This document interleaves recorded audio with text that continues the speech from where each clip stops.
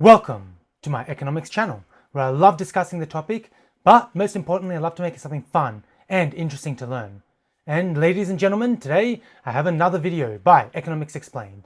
He is back. Well, more accurately, an older video of his, but these videos take a long time to do the research and to make the script, do the editing, and all that kind of stuff. So this is actually his video titled, "Are the Extreme Economic Systems Totally Pointless?" And I won't actually be breaking down every single claim he's made, but I am most interested in breaking down the claims he makes about history specifically, and particularly during the Industrial Revolution. And so the basic claims he makes are that the rich people could sit back, relax, have an easy life, and the money kept rolling in, whilst the vast majority of the people, the poor, they had to go to work, do backbreaking jobs, and of course had to work in really crappy conditions, and these people had to work essentially until they died.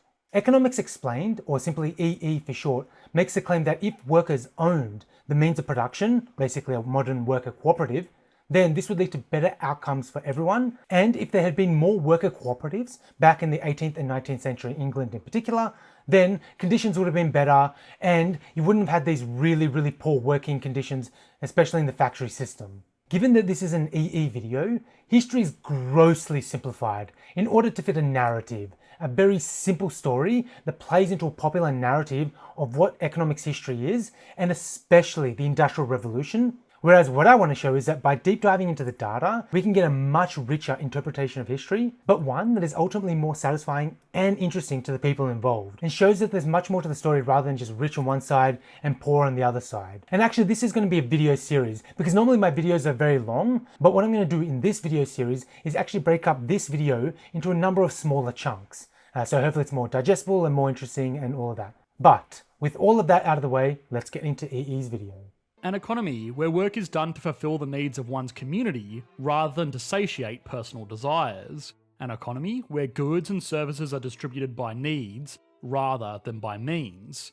An economy where people could not rest on their laurels of being land or capital owners to get by without ever needing to contribute any personal effort. Yeah, but what does it mean to quote-unquote rest on your laurels by being a landowner or a capital owner? I mean, certainly it sounds bad that the rich now, as they did back then, were able to sit back and enjoy their money whilst the vast majority of us have to go to work. And of course, according to the way EE talks about the rich, their lifestyle requires no personal effort. And so for this video, what I want to do is I want to break down the returns to being a landowner and a capital owner from a historical perspective, since this is of course what EE is talking about. And it is very useful to look at historical returns, especially against the backdrop of the Industrial Revolution, because as we'll see, there were changing conditions and rich and poor alike had to adapt to these new conditions or they would be left behind. Following on from what EE said, the question then comes down to, if you were born into a rich family or you were simply already rich, was it the case that you stayed rich? Could you indeed sit back and do nothing and simply get richer over time? As we'll see, the story is much more nuanced than what EE paints, and it is indeed much more complex than you might originally think. So let's look at capital owners. A capital owner is someone who owns shares. So if you're investing in the stock market, regardless of how much, you're technically an owner of capital. Of course, this doesn't necessarily confer voting rights over the company, or indeed any other privileges, as compared to someone with a much larger share, i.e. a rich person, but this doesn't invalidate the fact that you have a financial stake in the company. Will you always make money if you're invested in the stock market? And has this been true historically? Well, sure, as long as you're investing in for the long term. Would investing in the stock market in the 19th century have made you even as remotely rich as the elite? Absolutely not. But let's look at some data. As we can see, stock market returns have been going up since 1829, but there are many small dips, and these could be easily enough to wipe out new investors or some old investors as well. However, these dips are all short term, and you must continue having your money in the stock market to participate in the gains. You can't panic sell as much as you might want to in the short term. Think about the people who sold their shares during the bear market this year. And if those same people haven't re-entered the market since, they've missed out on a lot of the upside as markets around the world have since climbed higher. Around 1750, the traditional starting date of the Industrial Revolution, from Joel Mokyr, or Mokyr, I'm not entirely sure how to say it, we understand there actually exists a middle class. It's not just rich and poor. So, about 1/7 of the people are estimated to have been in the middle class around this time. And although small, this proportion does grow over the course of the Industrial Revolution. The middle class did in fact invest in the stock market and participated in the market economy, earning returns, and would certainly be capital owners. And so the simple story of quote unquote resting on your laurels by being a capital owner applies to a lot of us. And it applied to a growing number of people in the 1700s too. You might say the rich people can afford to invest more money in the stock market and then live off the interest that gives them, and yet their wealth and income is still subject to the whims and movements of the market. If you want the best returns from the stock market, you have to take risks. It's not something that you can do thoughtlessly. You have to put effort and time into it.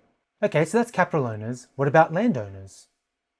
During the 18th and 19th centuries, the landed elite did indeed hold a vast amount of their fortunes in land.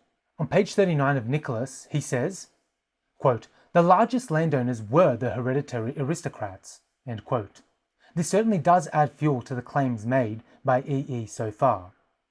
This only started to come undone during the end of the 19th century, with both popular pressure and law reforms.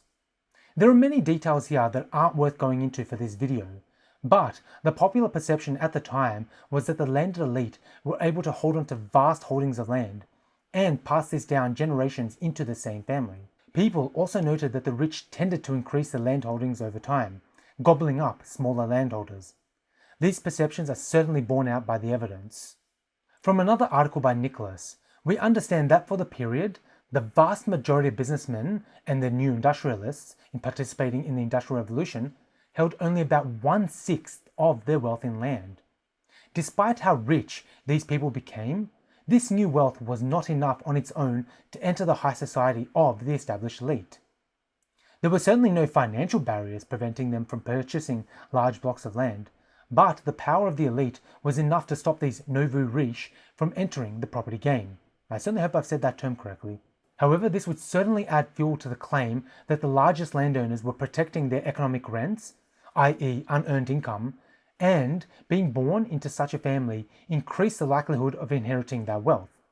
Certainly, these families jealously guarded their landholdings as their wealth allowed many of these people to relax and live easier lives than the rest of the working class, and indeed the new industrialists. And yet, we get the following quote from Nicholas, who says, quote, "Businessmen had few economic incentives to purchase land. Land was relatively unremunerative, sorry for butchering that word, unless mortgaged against credit, and the opportunity cost was government securities which were higher yielding and did not entail a cost of maintenance.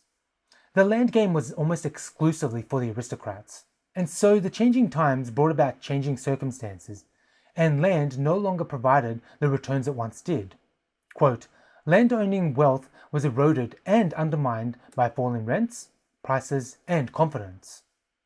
The falling rents occurred partially because of increased foreign competition. The elite responded by increasingly turning to business, either directly or as rentiers, in order to safeguard their incomes. And so this sort of blows open this narrative of the elite being able to sit back and enjoy their wealth. So because of the changing environment, the elite had to change alongside with it. They had to put a lot of effort and time into changing with the times. Otherwise, as I said, they would be left behind. So let's actually look at a graph mapping the returns of consols, that's the government securities, versus years purchase of land from 1795 to 1930. So I'm going to admit that I don't exactly know how to read the graph, but from the source, the higher the years purchase, the worse the returns are. We see that consols still had better returns than land until the 1880s.